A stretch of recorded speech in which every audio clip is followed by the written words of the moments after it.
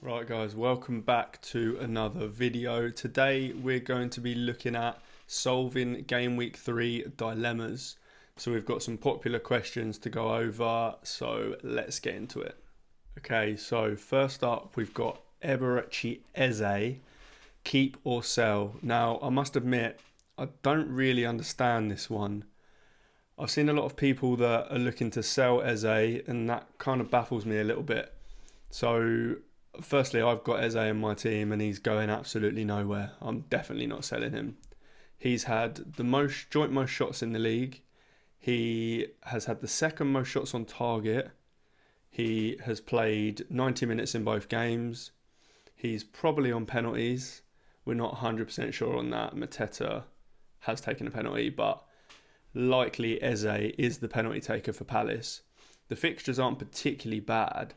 Chelsea away next isn't the best, but then Leicester at home, fantastic.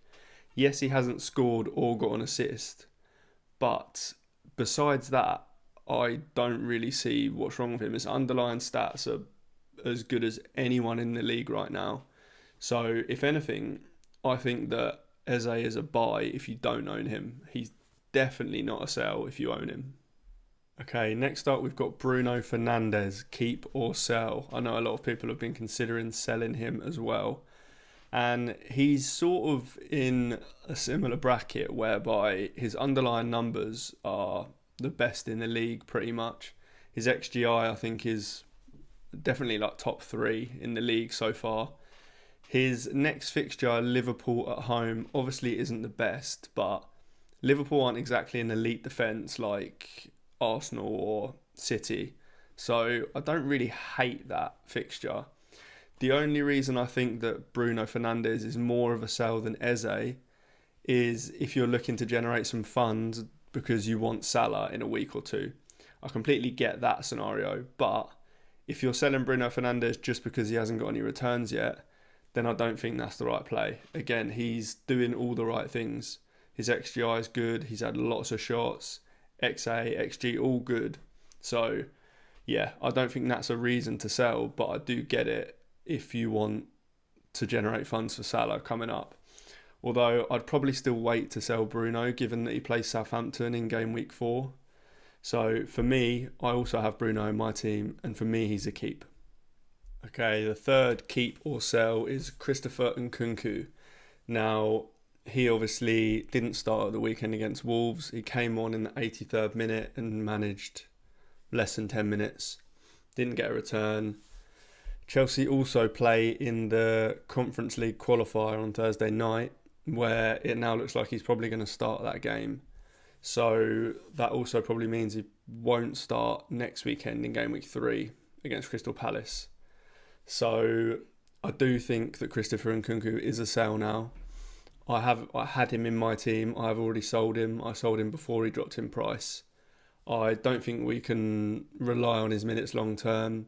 Chelsea have just got too many attackers in those sort of positions now. I think that Cole Palmer and maybe Jackson are the only two we can rely on. Although João Felix coming in could take minutes off Jackson. So I think that it's Cole Palmer or nobody really in the Chelsea attack. So I think Nkunku is a sell.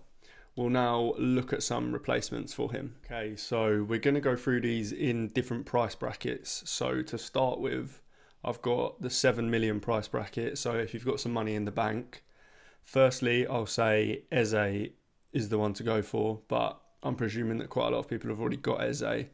So second is Bryan Mbeumo. I think that he's absolutely brilliant. Obviously, now that Tony's gone, or he hasn't gone yet, but now that Tony looks like he probably won't be playing for Brentford this season, Mbeumo is on penalties. He should get brilliant minutes throughout the season. This next fixture against Southampton at home is obviously fantastic. It's not so good in game weeks 4 and 5 where he plays City away and Tottenham away.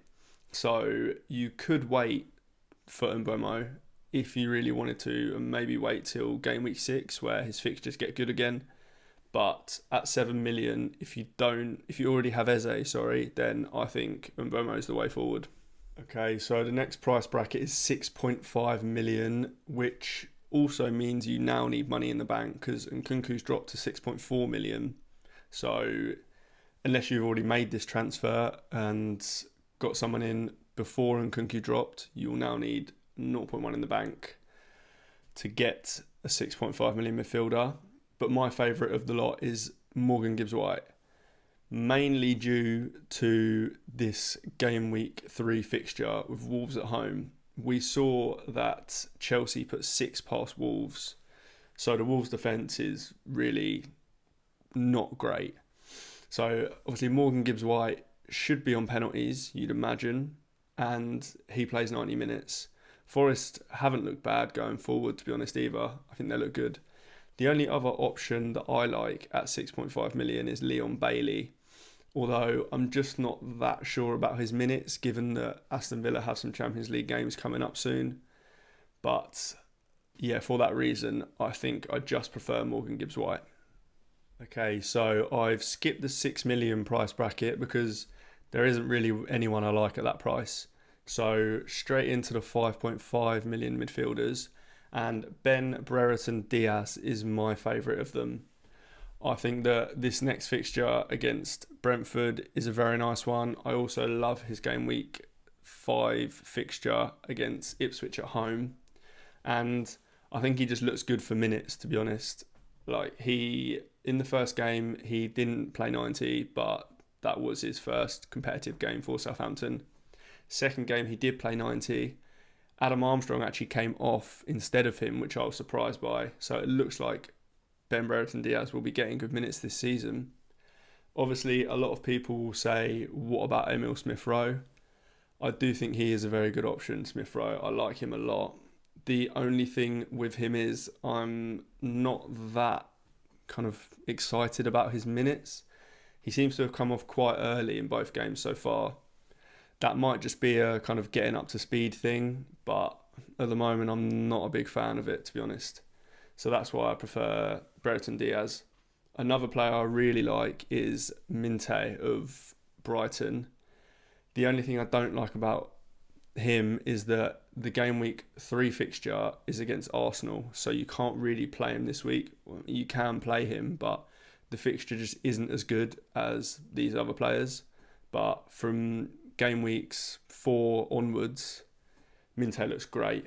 But for this week, yeah, Brereton Diaz is my favourite. Okay, on to the 5 million midfielder bracket now, and it is of course Morgan Rogers.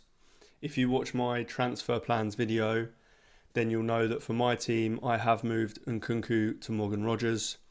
He's looked absolutely brilliant in these first 2 weeks. I thought that he was going to be a minute's worry with Jacob Ramsey and Philogene there, but he's played 90 minutes in both games. In game week 2 he was fantastic, probably Villa's best player. He should have had an assist as well. The only slight worry again, which is what I mentioned earlier with Leon Bailey, is that between game weeks 4 and 5, Aston Villa play a Champions League game. So there could be a slight minutes worry around game week 4 and game week 5. But at 5 million, I just think he's worth the risk almost. There's a lot of teams that don't have Salah that will need to generate some funds from somewhere to get him in a week or two, and saving 1.5 or 1.4 million, depending on when you do the transfer, on Nkunku down to Rodgers is a great way of saving funds, because I think Rodgers is, well, he's brilliant for this week. Them fixtures are fantastic. Obviously, he plays Leicester away this week. Everton at home, they just let in 4 goals. Wolves at home, they just let in 6 goals, and then he's got Ipswich away. So the fixtures are about as good as you can get. So for me, I think he's the best Nkunku replacement.